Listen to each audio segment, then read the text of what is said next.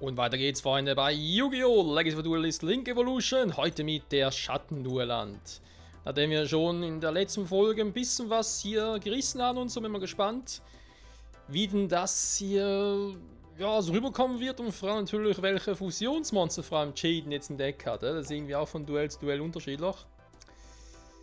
Jaden schlenderte mit seinen Freunden Cyrus und Chumley über das Schulgelände, wo sie auf ein altes, verlassenes Wohnheim stießen, in dem es angeblich spukte. Zu ihrer Überraschung traf sie dort auf Alexis. Alexis, was machst du denn hier? Wollte ich auch gerade fragen. Einfach mal ein bisschen umgucken, wa? Wusste nicht, dass hier des Öfteren Kinder verschwinden? Nö, ist es nicht. Ja, lustig ist es auch nicht. Wenn sie dich hier erwischen, wirst du rausgeworfen, Jaden. Warum bist du dann hier?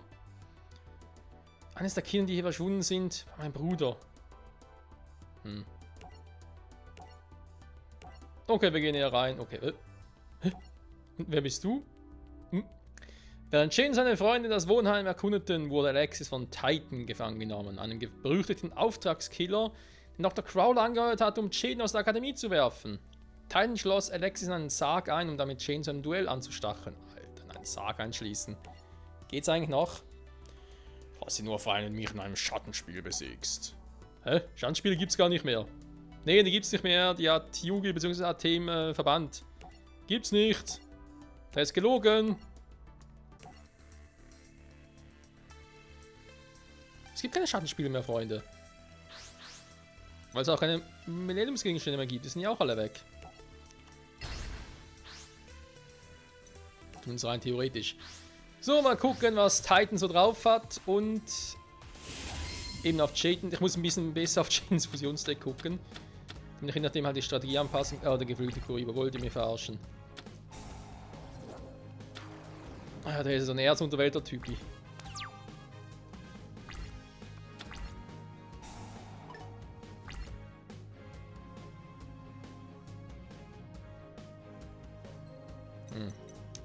Gefällt mir jetzt nicht so sehr.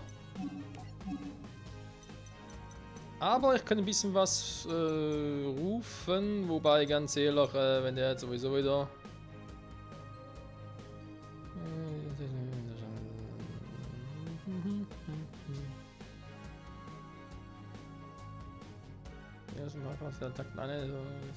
Ja. 1000 Punkte nach der Höhe, der ist super, ey. Haben natürlich keinen Wolkenkratzer. Den Plan schon mal vergessen. Okay, komm, wir werden sicher in nächster Runde wieder was anderes rufen, obwohl, warte mal. Erst einmal Monster im Verteidigungsmodus. Die Karte verdeckt, vielleicht ein bisschen zum Triggern. Vorräte, naja.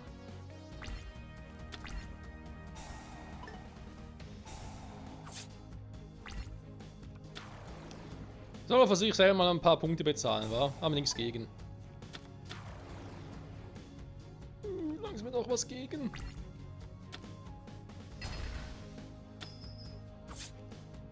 Ei, was sind da Schmerzen? Ja, was machen wir da? Natürlich über dem ein bisschen Punkte. Gleiche Angriffskraft. Kishido-Ga ist ja super, da bringt man jetzt hier gar nichts.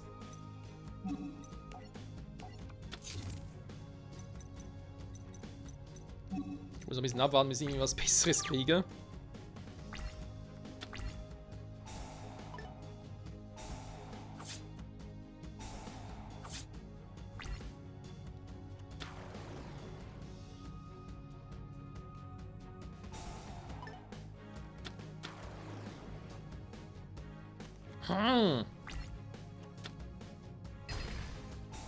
Special Ability! Oh, Schwein gehabt.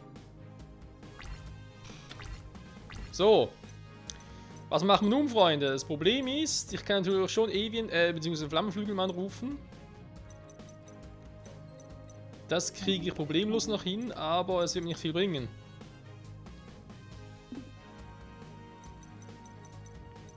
Das alles wegen seinem Scheiß. Ja, wegen dem Scheiß. Okay, das heißt, ich muss jetzt den wieder setzen. Ich könnte jetzt für die nächste Runde, ja, wenn natürlich den erstmal verdeckt spielen würde, Fusion aktivieren, um die zu fusionieren, können nachher noch Notfred aktivieren, um beide Zauberkarten zu opfern quasi für 2000 Lebenspunkte. Aber ja, das ist alles sehr viel Theorie, Freunde.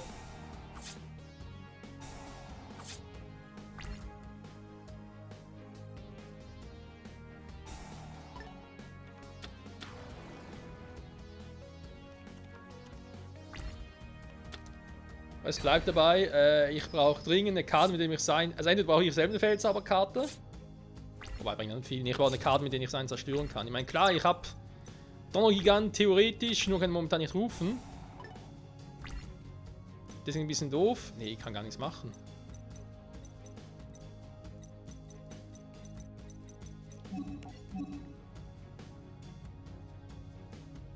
Vor allem Donnergigants-Effekt kann ich nur einmal pro Zug aktivieren, also auch wenn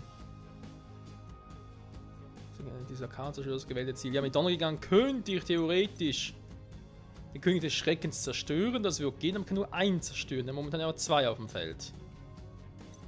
Ich könnte den zum Beispiel zerstören und den angreifen, trotzdem hat der noch mehr Punkte.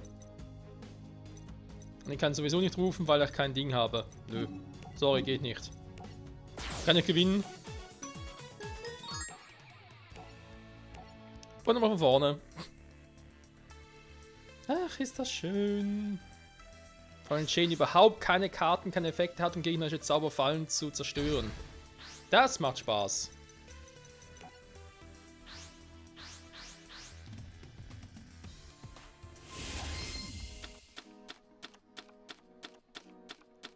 So, das sieht ja schon ein bisschen besser aus. Oh, Bubbleman, ey.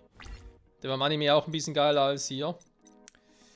Die andere Hand kann sich ja Spezialmaschinen, diese Karte beschworen wird. Du kannst 2 Karten ziehen. Diesen Effekt sagt, wen auszulösen. Eben. Du kannst 2 Karten ziehen. Den gab es auch im Anime. Aber den Zusatz, du darfst keine anderen Karten kontrollieren und keine Karten in der Hand haben, diesen Effekt zu aktivieren und auszulösen, den gab es im Anime nicht. Diesen nervigen Zusatz. Du kannst einfach Bubbleman rufen, aha, 2 Karten ziehen, geil.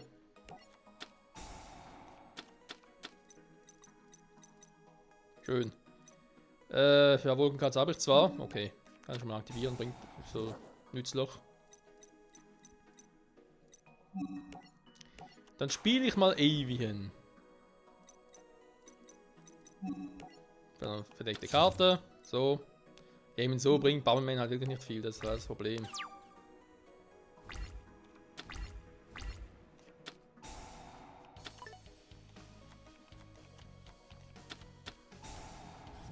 Oh, jetzt kommt das schon wieder. Und Doppelzauber. Ach du Scheiße. Ich kann so ein Vieh rufen.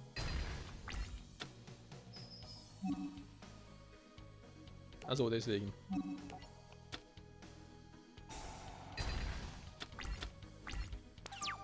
Jo, also gelohnt, Alter, wa? Zweimal Fusion, ich könnte kotzen, ey.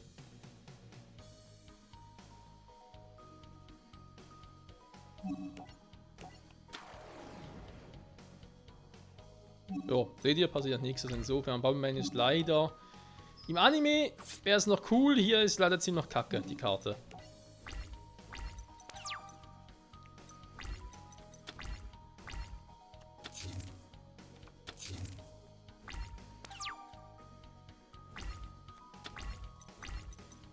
Kishido Guys, also ob mir der viel bringen würde. Bubbleman greif an. So, kriegt ein bisschen mehr Power.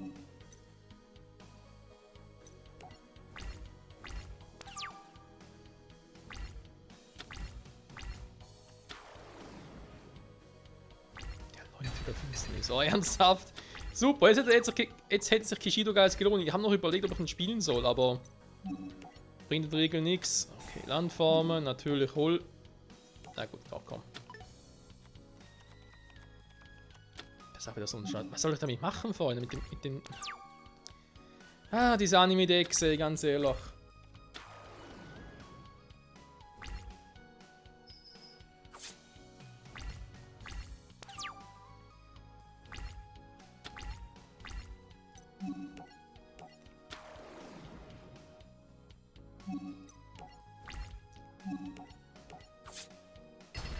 So. Schädel, Erz, Unterwelle der Blitze. Ja, ja, den kennen wir auch noch. Tja. Wird sicher nicht viel bringen, aber ich kann es trotzdem machen. Eisen. Bin ich doof. Ja, keine Zauberkarte, mit der ich irgendwie Monster ausrüsten muss, kann ich auf so setzen. Fertig. Sorry, mein Fehler. Das ist eine Ausrüstungszauberkarte, Mensch. Jo, würde mal sagen, wird Zeit zum Fusionieren, wa? Ich spiele Polymerisation und führe eine Fusionsbeschwörung durch. Elementar halt. Flammenflügelmann. Erscheine. Was ich nicht ganz verstehe, ist, warum hat Donnergigant eine Animation, aber der Flammenflügelmann nicht. So. Kriegst ordentlich Damage, Alter. Geschieht dir auch recht. So.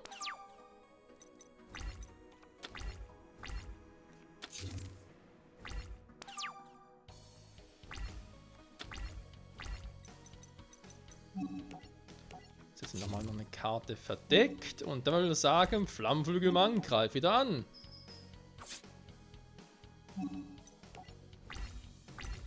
Ach ja. Ich liebe es, wenn ein Plan funktioniert. Wenn es lange funktioniert, wo solche Duelle ja doch eher ein bisschen langweilig sind. Monster-Reinkarnation, ja komm.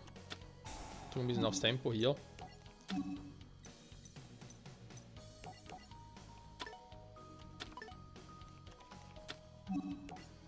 Erscheine, Burstinatrix. So. Burstinatrix, direkter Angriff. Und Flammenflügelmann, bitte beende das Duell. Danke. Nein. Guten Morgen, Schlafmütze. Wo bin ich? Was mache ich hier? Was? Ein Bild von meinem Bruder? Das ist seit langem die erste Spur, die ich von ihm sehe. Jo, er hat sich rechts angemacht.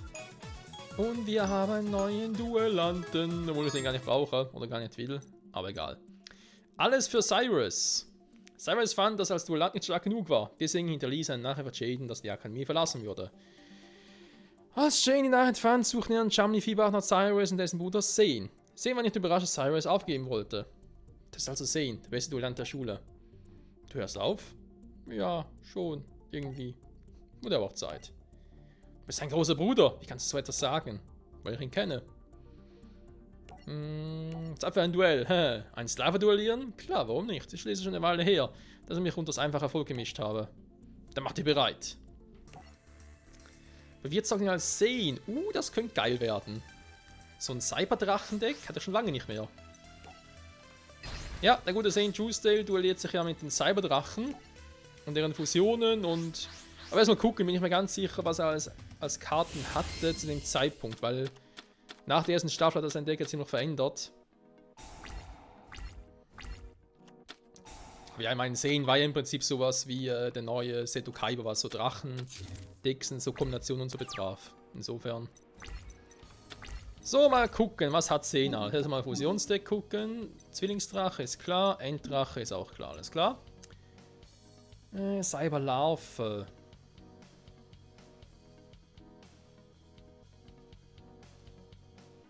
Damit kann ich mein Deck ein bisschen ausdünnen, das passt doch schon mal sehr gut. Da habe ich hier ein langer Spielfeld liegt. Okay, wenn ich weiter einen Cyberdrachen rufen könnte. Da schon mal einen Cyber-Zwillingsdrachen, mal ganz kurz. Dimensionskapsel.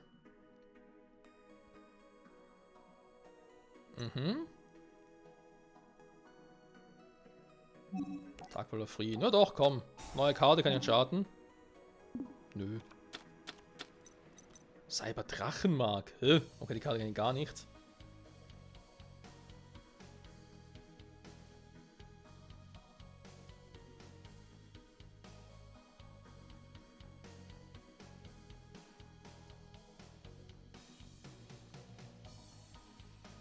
Sind schon coole Effekte. So, dann erstmal Dimensionskapsel.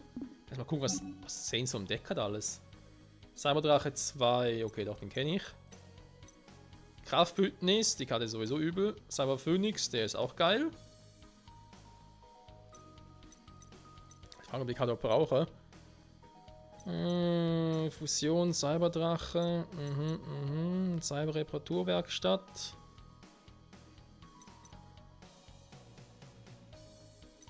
Cyberdrache 3. Okay, dann müssen diese Karten, wa? Okay. Fusionsweiser. Ich überlege gerade, weil Cyberdrache müssen jetzt eigentlich relativ schnell mal ein paar aufs Feld kriegen. Fusionskarte generell nicht schlecht. Das Problem ist, wenn ich jetzt Fusionskarte selber auf die Hand nehme, nachher kommt der Fusionsweiser. Das sind ja auch doof. Spielt eine große Rolle. Naja, dann muss ich die verbannen, das ist ja nicht so geil. Ja komm, ich hol mal Ding.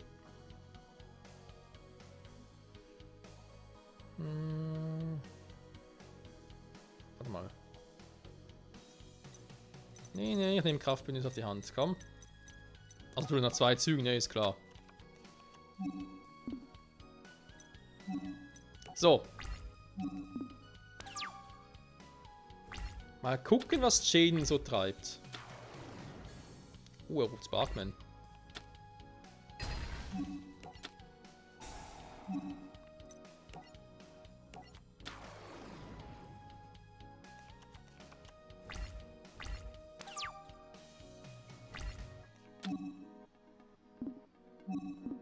Ja, nee, passt schon, danke.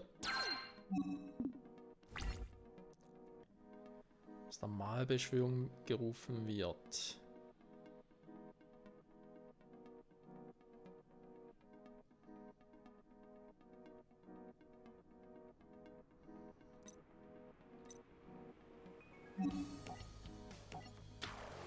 Versuch's mal mit Cyberdrachenmark. Okay, jetzt kommt uns ein Effekt zum Zuge.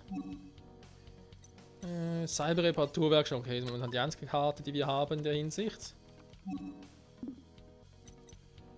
Ich glaube aktuell noch nicht, weil ich kein Cyber-Drachenmonster im Feld im Friedhof habe.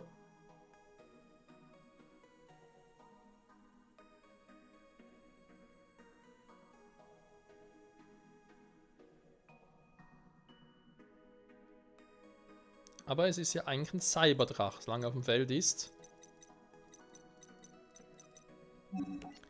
Das Problem, Cyberlarve rufen bringt nicht viel. Das kannst du schon mal denken. Cyberdrach muss ich auch nicht rufen, das ist gerade getan mit dem hier.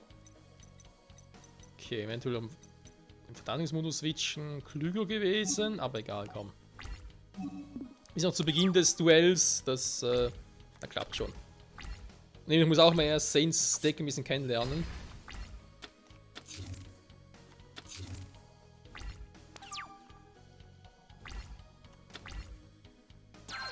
Toll! Sagen wir ein Kraftbündnis. Kann ich nicht ahnen, Freunde. So.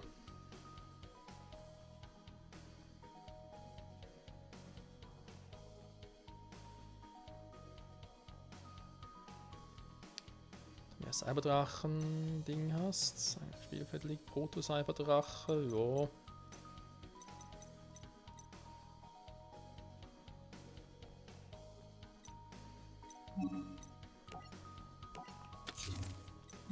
Spaß noch ein bisschen auf, Freunde. Ja, jetzt kommt er schon zum Zuge, keine Sorge.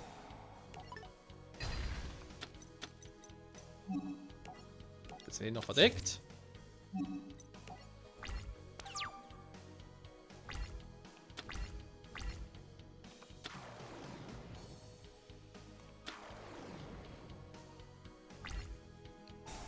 Lustige Mischung.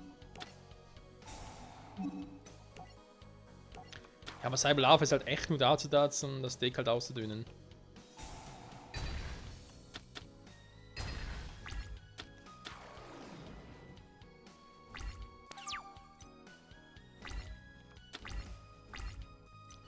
Nun denn, nun denn, nun denn. Cyber-Reparaturwerkstatt.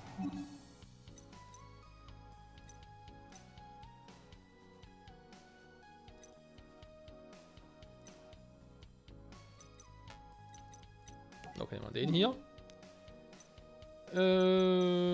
Normalen Cyberdrachen haben wir zum Glück auch noch.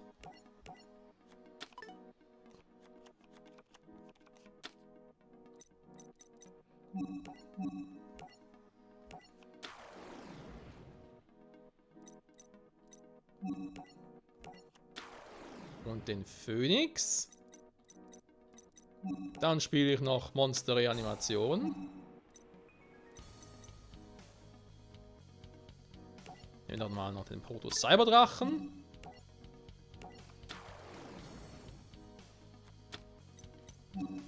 Und spiele Kraftbündnis, damit er den Cyber-Zwillingsdrachen rufen kann.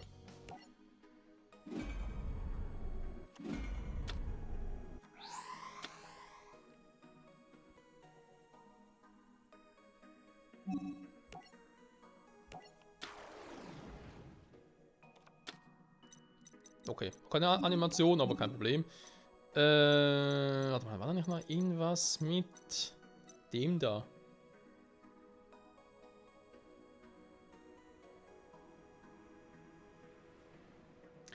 Falls nur dein Gegner ein Monster kontrolliert, du kannst die beschwören, als Spezialbeschwörung, okay, ja.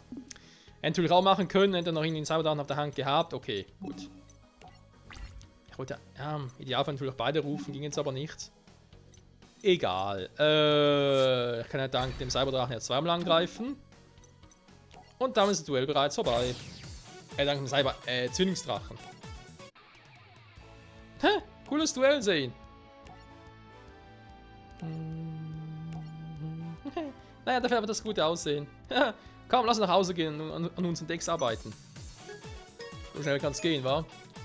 Oh, Elemental Donnergiga. Nee. Mudball-Man. Als neues Monster. Jo, im nächsten Duell dann, beziehungsweise im nächsten Part geht's dann los mit dem Duell zwischen Bastion und, jetzt habe ich gerade seinen Namen vergessen, verdammt,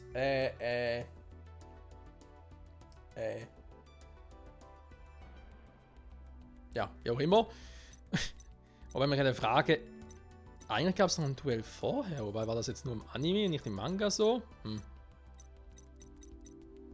Noch kommen bereits die zum Zuge. Egal, nächster Part dann also. Das Duell der Häuser könnte man sagen. Im Prinzip Ra Yellow gegen Obelisk Blue. Ich bin gespannt, ich hoffe ja auch, dass das Ganze sein wird. Und vor allem Bastions Deck habe ich auch eher ein bisschen als Speed-Deck in Erinnerung. Das ist auch ein bisschen so, Monster setzen, wenn es zerstört wird, gibt es ein neues Monster und so. Setzt auch ein bisschen mehr auf Speed und vor allem ein bisschen auf Fusionen, beziehungsweise eher sogar ja, so auf chemische Verbindungen, könnte man sagen. Aber dazu mehr hoffentlich das nächste Mal. Bis dahin, bye bye.